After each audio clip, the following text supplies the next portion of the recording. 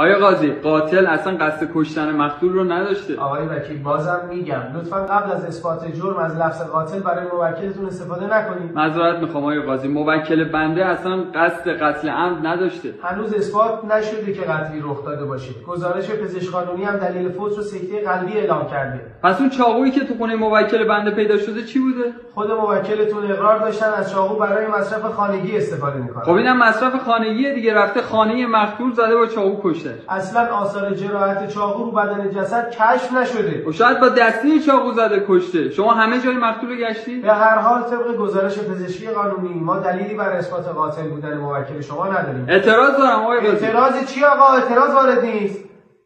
پرونده عجیبی اصلا سر در نمیارم. پس قاتل کیه؟ میگم اصلا قتلی رخ نداده آقای محترم. متوفا به دلیل سکته قلبی فوت کردن. چی بهش گفتی که سکته کرده؟ لطفاً بشینید نظم دادگاه رعایت کنید. پرونده